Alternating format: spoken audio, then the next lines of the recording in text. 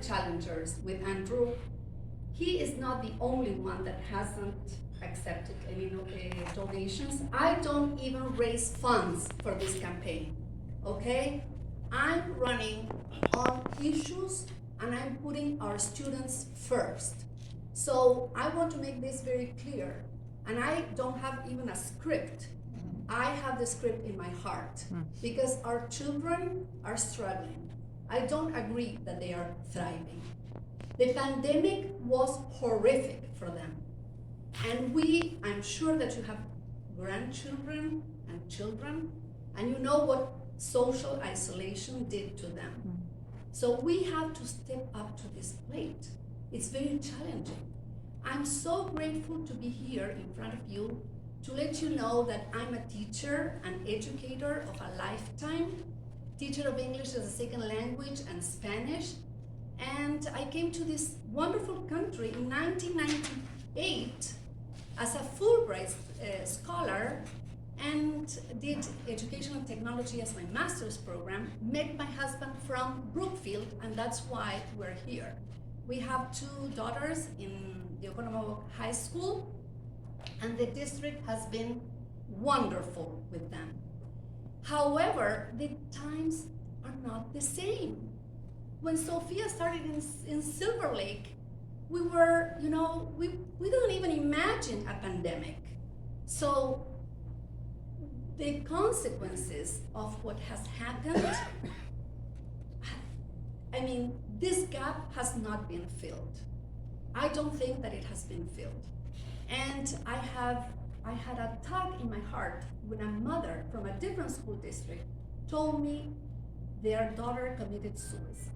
But nobody gives the numbers. I have asked. We have $64 million from the state of Wisconsin for mental health. And we have an incredible gap in school counselors, psychologists, 400 students for one counselor. What can they do? And so I really want to work on behalf of our children. As an international student, I went to the UK and I took my students, and I lived in Italy 3 years. And I know all those experiences, how much they help our students, how they shape their mind and their hearts to build bridges and to become global citizens. So I want to promote that.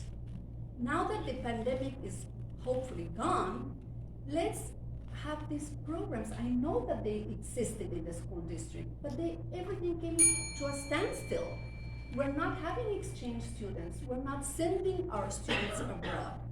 And finally, and I will end with this and take questions, I would like to have personal development in our schools for kids. Yeah. Because we have teachers, all of you have experienced this, PD days for teachers, professional development. When do we have PD for students?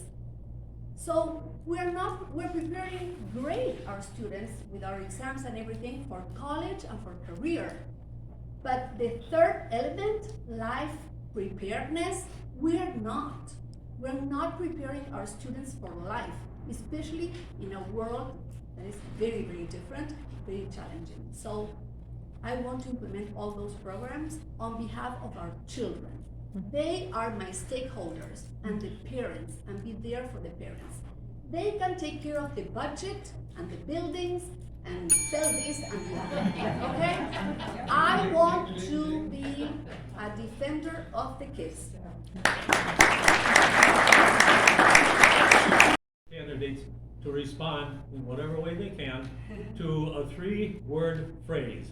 And this is what we've been doing tonight. But the 3-word phrase is legitimate political discourse.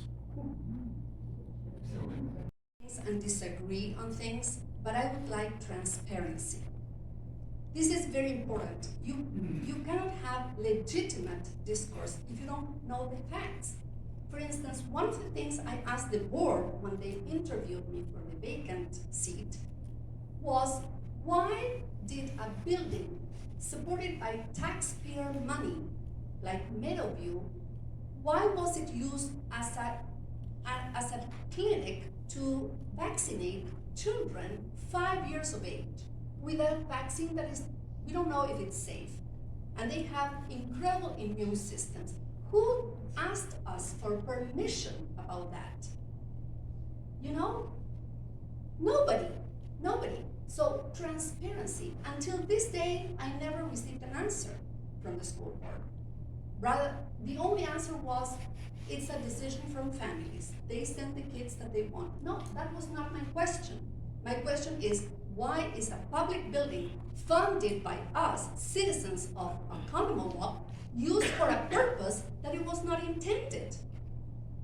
So that's really legitimate political discourse, isn't it?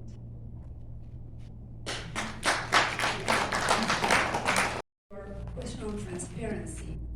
We also need to introduce change in content. Because again, we are facing a new world and we stay obsolete with our curriculum, okay? So we need to adjust the curriculum to the current times.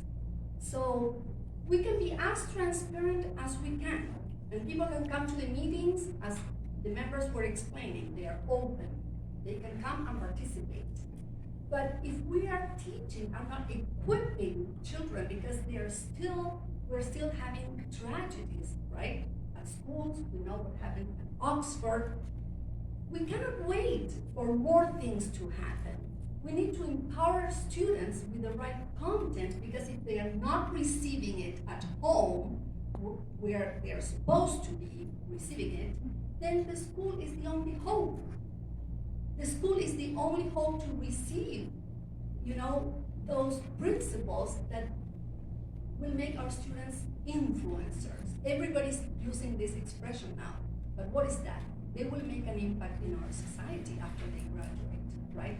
During high school and after high school. So I advocate a lot about revision within, of course, all the guidelines that we receive from TPI, but have our curriculum more adjusted to life and life after school, and have well-rounded global citizens of the world that do not believe in whatever comes from up there, but they question things, they are critical thinkers, and they want to make this world a better place. Let's give them the tools at school.